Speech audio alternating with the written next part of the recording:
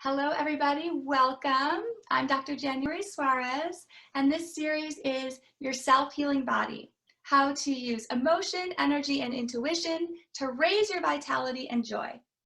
I'm doing this summit to really allow people to raise their vibration, create healing in their own life and in the ones that they love.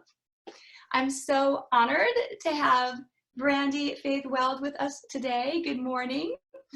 One of the things that I really love about you is that you talk about how we have the power within us to heal and to create our life.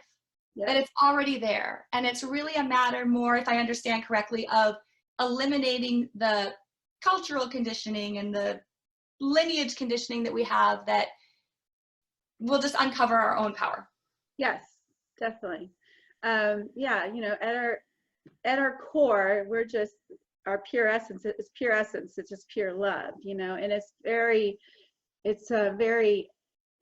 powerful. And we've kind of just picked up all kinds of stuff from the point of our conception. So, almost 50% of our personality is already created by the time we're born because of how a human being is developed in the womb. So for nature's divine intelligence, it really basically needs to give the new being the software, if you will, to be able to survive in the environment which it's about to be born into. Because people here who are born in North America need different programs, need different software than people who are born and raised in, let's say, Africa.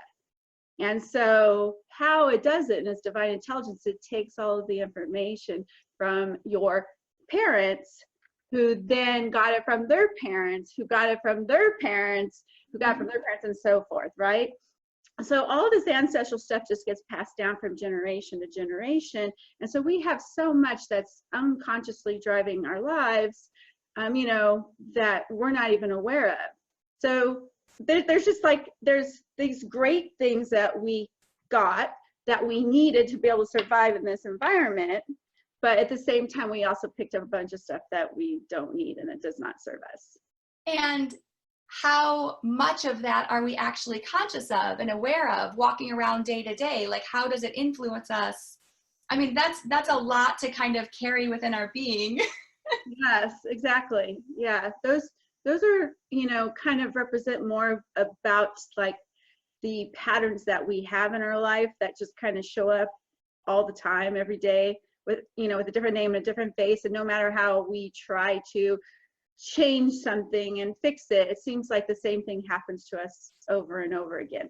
And that's because we have these unconscious patterns that we're not even aware that we have. So they're the ones that are most difficult to get rid of and get past. Right. Yeah. So some examples of that would be like somebody in a scarcity mentality or poverty situation, or just not breaking through financially, or maybe relationship blocks. I mean, whatever area of life, right? Exactly. Yeah.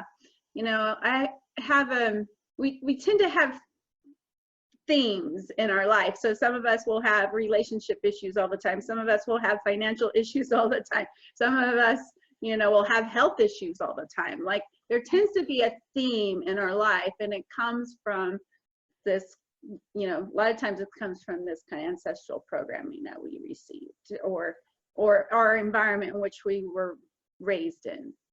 Yeah. And then you also talk about the secrets, whatever that we're holding, also like another way that we may be okay, yes, the secret power. So yeah, that's the book. That's a whole other conversation. Yeah. I thought we were going to the book, The Secret. You're like, whoa, we're jumping.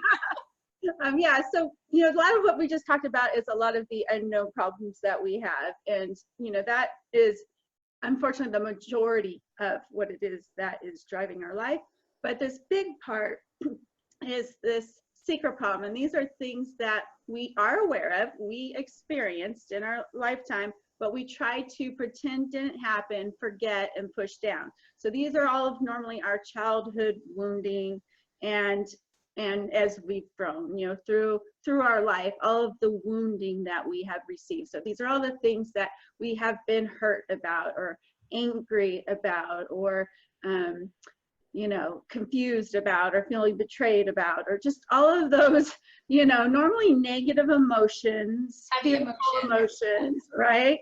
Yeah, and we just try to shove it down and pretend it didn't happen. But no matter how much we pretend it didn't happen, it does not go away until we actually process it and allow it to move out, because everything's energy, and that, you know, that energy stays within our energetic being if we don't allow it to express itself and process. And then once we do, it moves out of our energetic being, and we no longer now need to experience life through it. Meaning we don't need to attract from it, we don't need to project from it anymore, and it doesn't need to be, you know, now manifest into physical experiences, you know, because when we do get sick, you know, that's really it comes from this dis-ease that we have inside of us. All disease comes from this disease, and it manifests into the physical. So those two different things, the things that we come into the world with from our family and our past environments, Yes. and then what we pick up in childhood and in our current life, you're saying that those are kind of different ways that your body holds, right, this energy. Yes. And so I imagine there's different ways to process or release those aspects. Yeah. Well, I mean, it's all in there. So it's not, you might have gotten it through different ways, but it's still in your, you know, body, in your energetic being. Okay. Okay. The subconscious. It's just that the stuff that you do, that you are aware of, those are things that you're more readily able to address. And the biggest thing to do so is to not try to avoid it. You know, stop doing the process of denying it to yourself. You don't have to share it with the world, but you need to stop denying it to yourself. And you need to take the time with yourself to process it and allow it to express itself.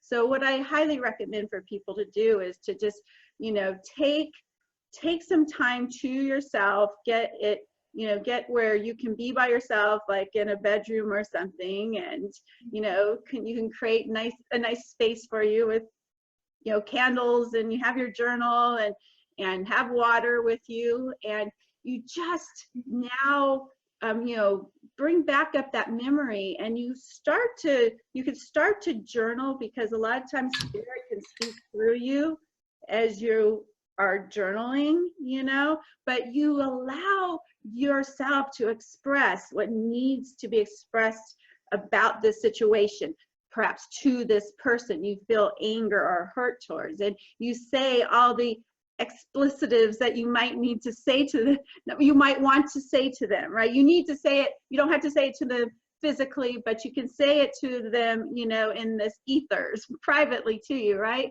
You just need to express it and get it out of your being. And if you need to scream and yell, you scream and yell. If you need to beat a pillow, you beat a pillow, you know, but you just really allow it to express itself, and you don't just shove it in and pretend it's not there anymore. I think that's so important, because I think a lot of people feel like, well, I can't express that emotion because it's hurtful, or it's scary, or and you know, you don't need to express, what I hear you're saying is you don't need to obviously express it to the person, but you do need to express it, get it out.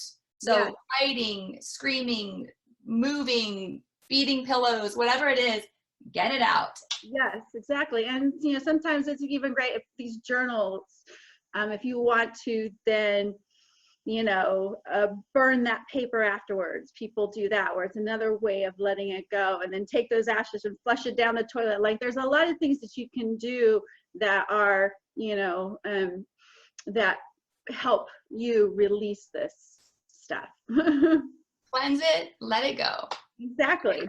Great.